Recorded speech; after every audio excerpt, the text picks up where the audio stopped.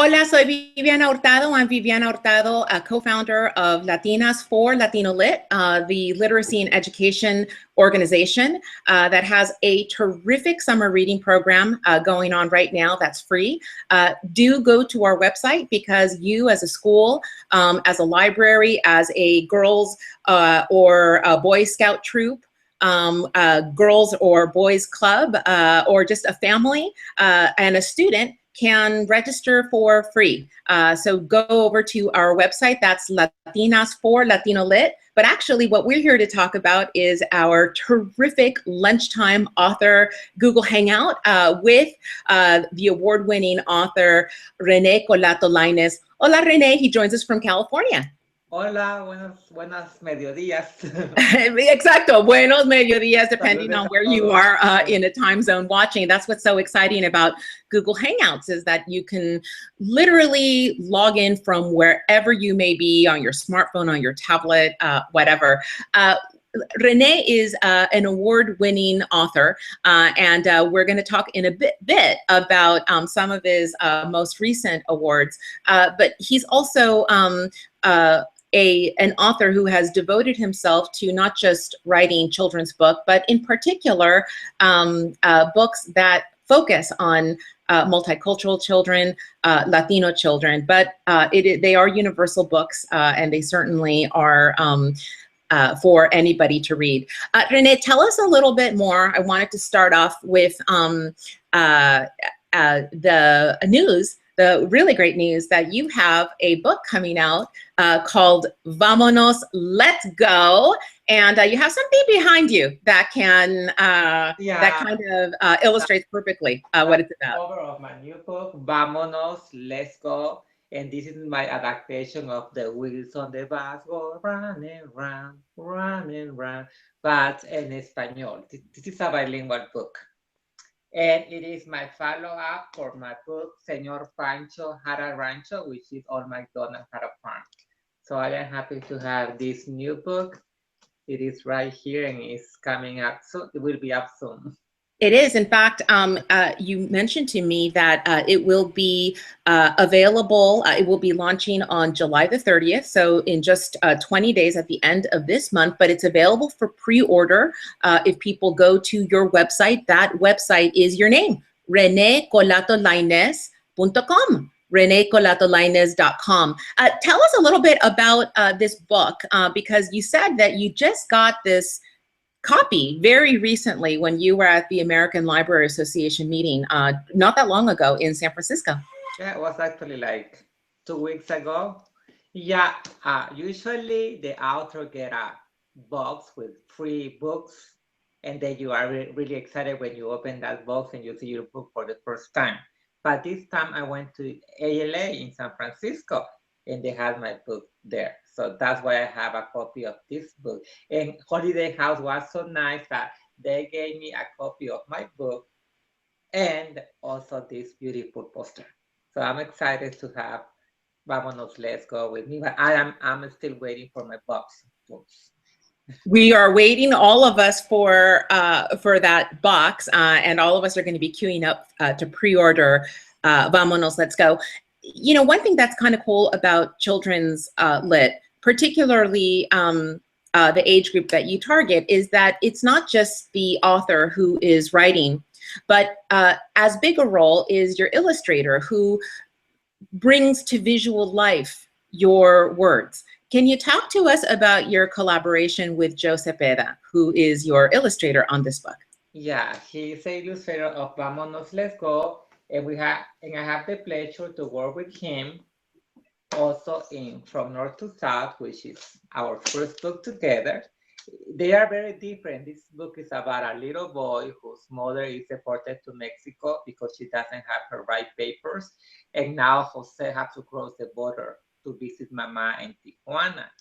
And this book is a song, which is The Wheels on the Bus. But it is really excited, and readers, they assume that the illustrator and the writer that they work together and they know each other, and probably they go out and they have a cup of coffee, and that is not the case. The only Lucero that I know in person, I felt, is Josepeda. And the reason is that we live like about 20 minutes apart. And I met him when I go to a conference, local conference, that he's also there. So that's the only reason that I know him. And but this our two books together. So here you're showing two of your books, and you've written many more than that. And thematically, my goodness, that is quite a spread, René. Traditional folk song, which you sang for us. We got a song out of you, and a little bit of a dance as well.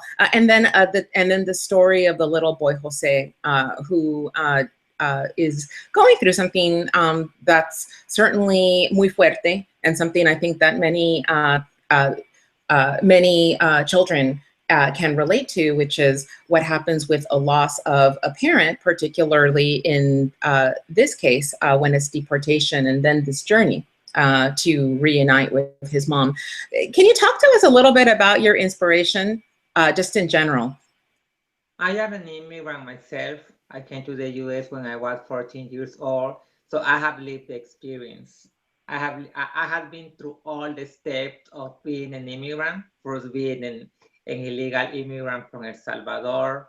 I have to learn the new language. Then finally, I was able to get a work permit to start working, and then I have my permanent resident card, and finally I got my USA citizenship. So I have been through all the steps. So it is something that it is in me, being an immigrant, and that's why I want to tell the students, especially those children who are living the experience right now, that there is an hope in the future. There is an opportunity that they will be able to survive, to si se puede. They will be able to win at the end of the game. So this is another book. This book is about me crossing 3 borders, my shoes and I. And actually, I started my first book, Waiting for Papa, is also about immigration. But in this case, Beto and Mama, they live in the United States, and they are waiting for Papa, who is in El Salvador. So all these 3 books are about immigration. And my new book that is coming out in March next year is also about the topic of immigration. So, can you talk to us, I think, about, I think you've established why this is such an important topic to you, but, pushing back a little bit, René, are there maybe some people who would say, gosh, this topic is too fuerte for kids? It's too political, it's too complicated. I want to say that in you writing about this, it's because you have confidence in the way children are able to absorb topics that are not just the stuff of fiction, but that is very much rooted in reality. Yeah, I am a teacher, and I work with those students, and they ask me about books, and those books do not exist because of the topic. So I decided to write about them, and I know that children need to see themselves in books, and all the children, and especially these children that are in need. Like Waiting for Papa is a book that have touched so many hearts, because there are many kids here in the US who are missing someone who is outside. And that book was really curious, because in one occasion I was reading this book to all white American students, and they got that story, and they told me, oh, I have an uncle and he lives in Arizona, or my grandma, she lives in Texas, or I have to go to visit my mom and she lives in New York. Even though there was another culture, that topic of being away from a loved one, it's something that everyone has, but especially those immigrant kids who, because the other kids, they can get a plane ticket or it is easily for them to travel from one point to another. But those immigrant kids, because of the immigration status, they cannot move. That happened to me. I dreamed for so many years to come back to El Salvador, but I couldn't go. But you couldn't because papers, you were waiting for the steps that you yeah, it is easy to go back, but then to come back, that's the hard part. Yeah. Actually, this leads me to a quote that I found on your website about really your inspiration in writing what you write about, the topics. And you say, quote, my goal as a writer is to produce good multicultural children's literature, stories where minority children are portrayed in a positive way, where they can see themselves as heroes and where they can dream and have hopes for the future. I want to write authentic stories of Latin American children living in the United States. That is quite a mission statement. And in fact, it resonates with us. That's why we started the Latino Children's Summer Reading Program, because there wasn't a program that was that is specifically designed to reach, teach, and engage these students and their families who are a growing part of America and certainly of our schools. So why is it that these books, like you said, this is a topic and there weren't books on these topics, on the topic of immigration, for example, so you started writing them? That's awesome. But why is it that there aren't those books? Because you do have colleagues. We interviewed in our first Lunchtime Author Hangout, Margarita Engel. So there are colleagues that are, some of your colleagues that are writing about this, but why are these stories not punching through more to the mainstream, given that the demographics in our country show that our mainstream is becoming more multicultural? I think these are the books that are hard to publish because many publishers, they are afraid or they don't understand what is going on, because that has been my experience trying to sell these books to publishers. Tell us more about that, because I think that that's come up a lot with a lot of authors. Publishing in general is very difficult for anybody, but certainly there has been a lot of attention around the need for diverse books. And part of what's come up in that debate, René, is that the mainstream publishing presses can be slow to recognize the value of these stories and of these authors and of this new audience. Tell us a little bit about your journey to publish your books. I started submitting, and I started with Waiting for Papa, which is a book about immigration. And I sent that book to some publishers, and they said, no, we don't like the topic, or this is not for us. And it was until I finally sent it to Arte Público Press, which is a small publisher. They accepted my manuscript for publication. And that's the other key. There are publishing houses like Arte Público Press, Lee & Law, Cinco Puntos, which are publishers that they know about immigration. And so those are the houses that when they read one of these stories, they understand the story and they are happy to publish that story. So I know where to send my stories now. And that is something also when a writer is trying to sell their story and they don't know the market, they are selling the story to so many different places, and those publishers are not the right houses for a particular book. So know your audience and do your research is one of the tips, I think, for any aspiring writers and authors. And you're absolutely right to give high snaps and mention Arte Público, Lee and Lowe, who we're partnering with this summer for the summer reading program. They're going to be giving away a starter collection of Latino Children's Lit, a little library for our lucky winners of a giveaway at the end of the summer after the program, and then Cinco Puntos. And I think that's important because not only, René, do you have a group of colleagues, of other authors who have been working in this space for many years. It's also important to note that these publishing houses that are independent and small and boutique have been around for decades. Arte Público certainly has been around for a long time. They published Sandra Cisneros' The House on Mango Street before it was picked up by Random House. And that's important to acknowledge because Latino literature in general in America, but Latino children's lit is not a new phenomenon from, 2010 in the US Census that, proved our community's incredible demographic growth across the board all over America. There are authors like you and publishing presses who have been writing for decades. And so this is not a new addition to the literary canon.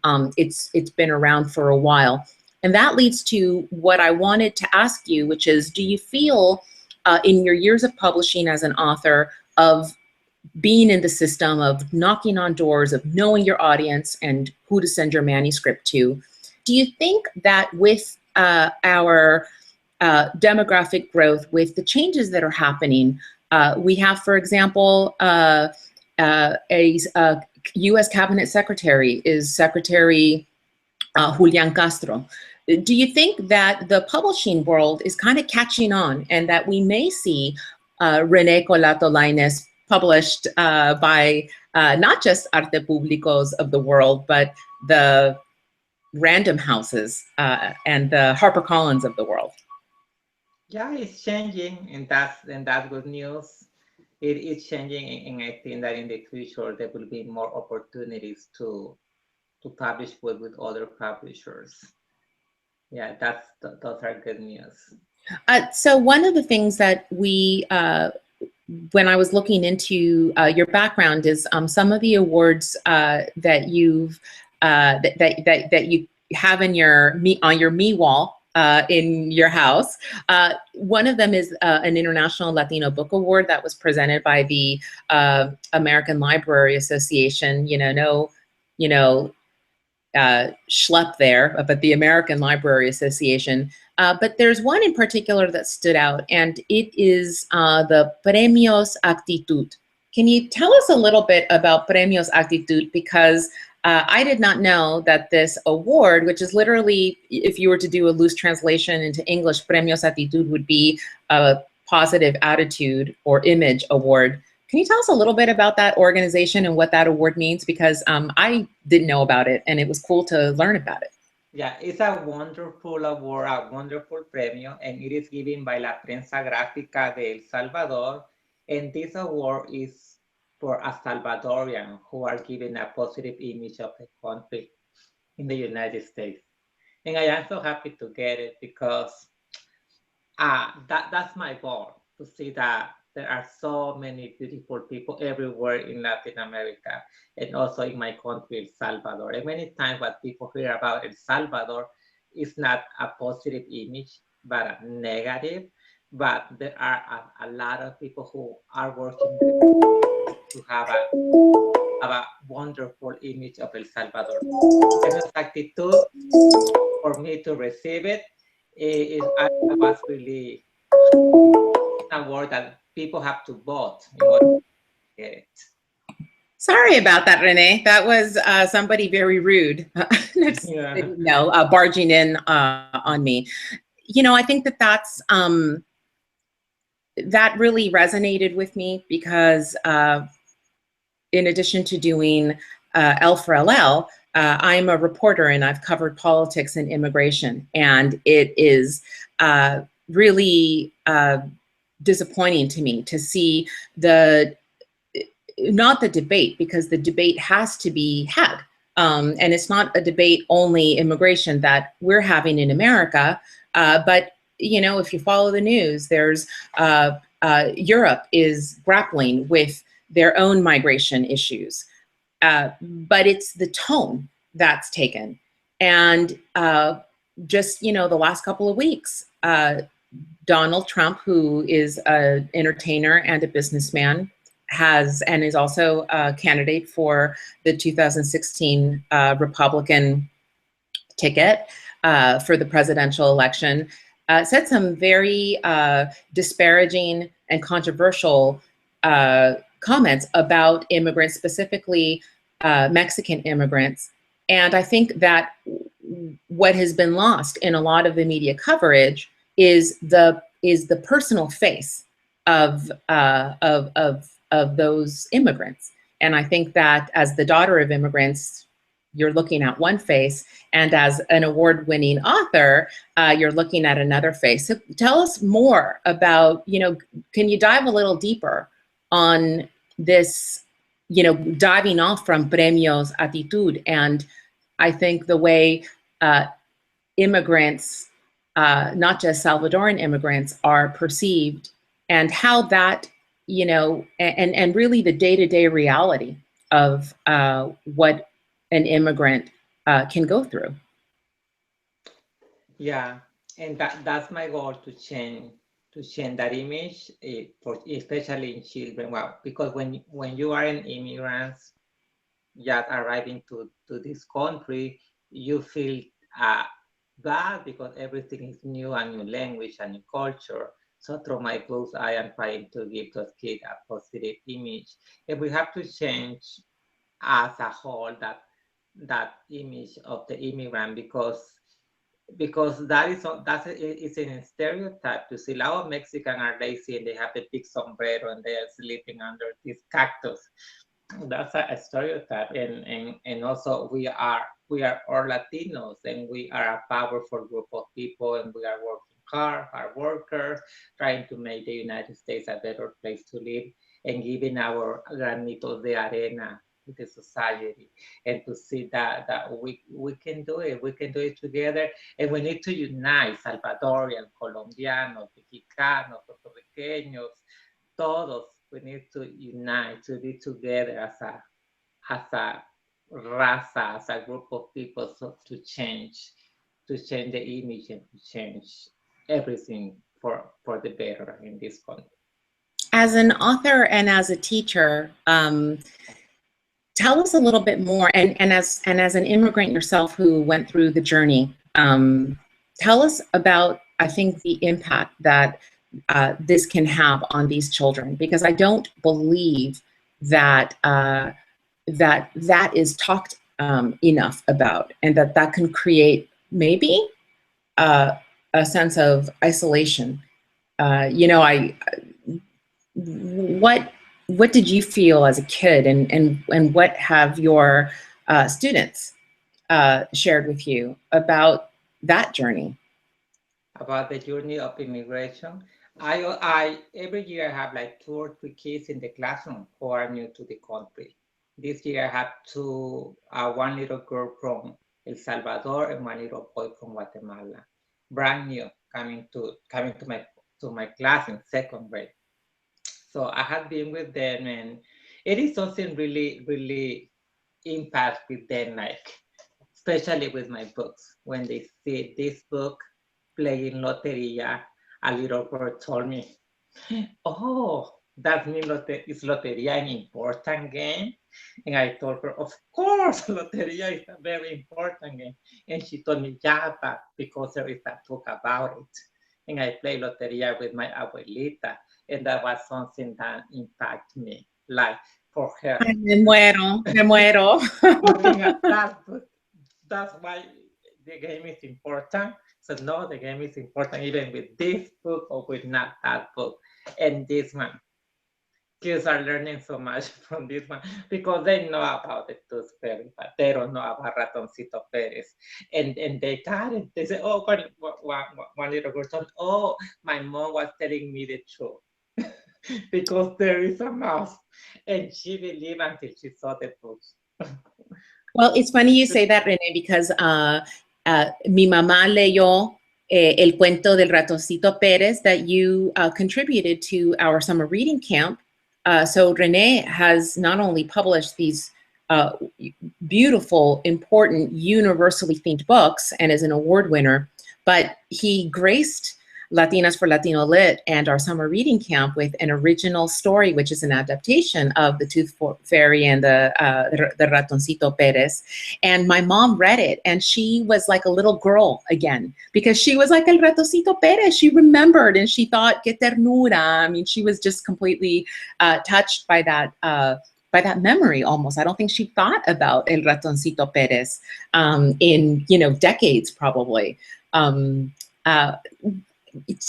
wrap up, René, I wanted to see if you could talk to us about what's next for René Colato Laínez. You alluded, we know that you've got a book, Vámonos, Let's Go, that's being published July the 30th, but that's available for pre-order right now on your website, renecolatolainez.com, as well as your Amazon little shop.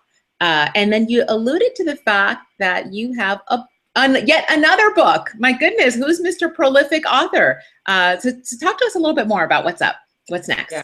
My next book will be published next year by Lee & Law. And this book, the title of this book is Mi Mamá la Extraterrestre, Mamá de Alien. And it is about Sofia. She was playing one morning with her basketball, and by accident, she finds out her mama green card. But in the green card, she read Resident Alien. So when Sofia read that, she asked Mama, is this your car? Are you the one in the picture? And Mama said, of course. The day that I received this card was the most excited day in the United States. So Sofia believes that Mama is una extraterrestre. Through that book, she's asking herself, what level does Mama be? What time does Mama go to another planet? But the beauty of that story is that not only Sofia, but all the readers will discover that we're not extraterrestrials. We are all children of planet Earth. But that's the story about Sofia. I can't wait, and I'm sure that the people listening in are also super excited about that. To read about Sofia and learning that her mom is not E.T. We can't thank you enough, René, for your time. The purpose of doing our Lunchtime Author Google Hangouts is that it's an opportunity for our summer reading program and for the folks, the kids, the students, the teachers, the libraries, the groups that are participating to get a little close to these authors that are publishing these terrific books, because I think that that's kind of cool to have the opportunity to get to have a charla, a conversation with you, and just kind of hear what you're about and what inspires you and what your journey has been. We're really grateful to you. For everybody who's still listening, you can still sign up for our free Latino Children's Summer Reading Program. We have the basic program, and we also have the Summer Reading Camp for 6 to 12-year-olds. All of the materials are bilingual. They're available in Spanish and in English. And again, it's for free this year, and it's 100% digitized. You can still register. So go over to our website, Latinas, and then the number 4, latinolit.org. Again, that's latinas4latinolit.org, and register for free. We're going to be giving away some prizes at the end of the summer, if that's not incentive enough. And René Colato Laínez could be, you can find out more about him and his books at renecolatolainez.com, renecolatolainez.com. We thank you, René. Yeah, thank you. Muchas gracias. A ti. Ciao. Ciao.